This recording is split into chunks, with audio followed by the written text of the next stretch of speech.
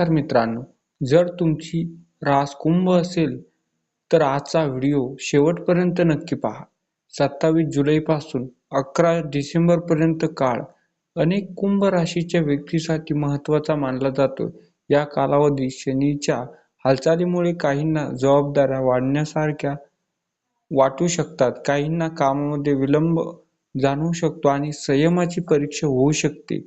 पण घाबरायचं कारण नाही. शनी कर्माचा न्यायाधीश मानला जातो. प्रामाणिकपणे प्रयत्न करणारा तो योग्य वेळी फळही देतो. या व्हिडिओमध्ये आपण जाणून घेणार आहोत 27 जुलै ते 11 डिसेंबर हा काळ महत्त्वाचा मानला जातो. कोणत्या गोष्टी विशेष काळजी घ्यावी, कोणती संधी तुमच्यासमोर येऊ शकतात आणि शनी कृपा मिळवण्यासाठी कोणते सोपे उपाय करता येतील. म्हणून हा व्हिडिओ शेवटपर्यंत नक्की पहा. जर तुम्ही कुंभ राशीचे असाल तर कमेंटमध्ये जय शनिदेव अवश्य लिहा आणि अशाच आध्यात्मिक माहितीसाठी आपल्या चॅनलला सबस्क्राईब करा. चला आता सुरुवात करूया. मित्रांनो, आता आपण जाणून घेऊया या काळात कुंभ राशीच्या व्यक्तींना कोणत्या गोष्टीकडे लक्ष द्यावे लागते. सर्वप्रथम करिअरबद्दल बोलायचे झाले तर काही कामामध्ये अपेक्षेपेक्षा जास्त मेहनत लागू शकते. पदोन्नती किंवा नवीन संधी मिळणारा थोडा विलंब होऊ शकतो. मात्र सातत्याने प्रयत्न करणारा योग्य वेळी यश मिळण्याची शक्यता असते. शनी संयम, शिस्त आणि प्रामाणिकपणाची परीक्षा घेतो असे मानले जाते. आर्थिक बाबीतील अनावश्यक खर्च टाळणे फायदेशीर ठरेल. मोठी गुंतवणूक किंवा महत्त्वाचे आर्थिक निर्णय घेताना अनुभवी व्यक्तीचा सल्ला घेणे योग्य ठरेल. नियोजन करून खर्च केल्यास आर्थिक ताण कमी होऊ शकतो. कौटुंबिक जीवन संवादाला विशेष महत्त्व आहे. गैरसमजामुळे वाद वाढू नये याची काळजी घ्या. रागाऐवजी शांततेपणे बोलण्यास अनेक समस्या सुटू शकतात. आरोग्याच्या बाबतीत नियमित दिनचर्या, पुरेशी झोप आणि संतुलित आहार यांच्याकडे लक्ष द्या. मानसिक ताण कमी करण्यासाठी प्रार्थना, ध्यान किंवा योग यांचा लाभ होऊ शकतो. लक्षात ठेवा, हा काळ प्रत्येकासाठी सारखाच असेल असे नाही. ज्योतिषातील परिणाम प्रत्येक व्यक्तीच्या संपूर्ण जन्मकुंडलीनुसार बदलू शकतात. त्यामुळे याच्याकडे सामान्य ज्योतिषी मार्गदर्शन म्हणून पाहावे. पण सर्वात महत्त्व जाणून घेऊया. साडेसातीतील शेवटच्या टप्प्यात कोणते उपाय केल्याने मानसिक बळ वाढू शकते आणि शनिदेवाची कृपा मिळावी अशी श्रद्धा व्यक्त केली जाते. पहिला टप्पा, प्रत्येक शनिवारी शक्य असल्यास शनिदेवाचे दर्शन घ्या.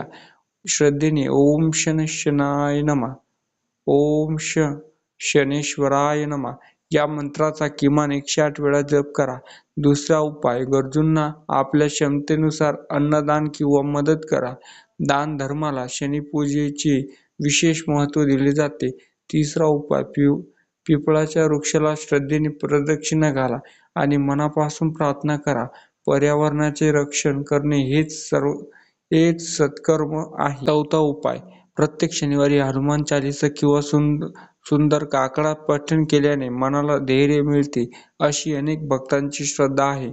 पाचवा उपाय, खोटे बोलणे, फसवणूक करणे, दुसऱ्यांचा अपमान करणे आणि अन्याय करणे टाळा. शनिदेव कर्माचा महत्त्व देतो असे धार्मिक परंपरेत मानले जाते. मित्रांनो, लक्षात ठेवा, साडेसाती म्हणजे केवळ संकटांचा काळ नाही. अनेकांसाठी हा अध्यात्म परीक्षण, शिस्त आणि प्रगती काळजी ठरू शकतो. योग्य कर्म, संयम आणि श्रद्धा यांच्यामुळे जीवनात सकारात्मक बदल घडू शकतात. सर्वात महत्त्वाचा प्रश्न, 11 डिसेंबर नंतर कुंभ राशीच्या जीवनात सकारात्मक बदल दिसू शकतात का? ज्योतिषी परंपरेनुसार साडेसातीचा शेवटचा टप्पा पूर्ण होतो असताना अनेकांना दीर्घकाळ अडकलेली कामे पुढे सरकू लागण्याचे अनुभव येऊ शकतात. मात्र हे परिणाम प्रत्येकाच्या जन्मकुंडलीनुसार वेगळे असू शकतात. जर तुम्ही गेल्या काही वर्षात मेहनत, प्रामाणिकपणा आणि संयम राखला असेल तर प्रत्येकाचे फळ हळूहळू दिसू लागण्याची शक्यता असते. शनिदेव विलंब करू शकतात, पण कर्माचे फळ नाकारत नाहीत अशी श्रद्धा आहे. या काळात काहींना नवीन नोकरी, व्यवसायाची संधी मिळू शकतात. आर्थिक नियोजन, आर्थिक मजबूती होऊ शकते. कुटुंबाचा ताण कमी होण्याची मदत होऊ शकते.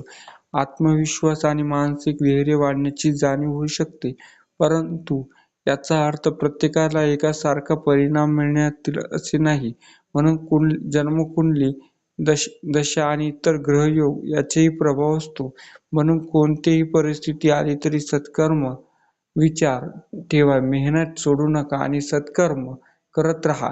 श्रद्धा आणि संयम ही शनिदेवाची खरी पूजा मानली जाते. जर तुम्हाला हा व्हिडिओ आवडला असेल तर व्हिडिओला लाईक करा, आपल्या मित्रपरिवारासोबत शेअर करा आणि अशाच भक्तिमय, धार्मिक, ज्योतिषविषयक माहितीसाठी आपल्या चॅनलला सबस्क्राईब करा. कमेंटमध्ये नक्की लिहा, जय शनिदेव. पुन्हा भेटूया अशा नवीन उपयुक्त माहितीसोबत. तोपर्यंत जय शनिदेव, जय स्वामी समर्थ, जय बाळूमामा.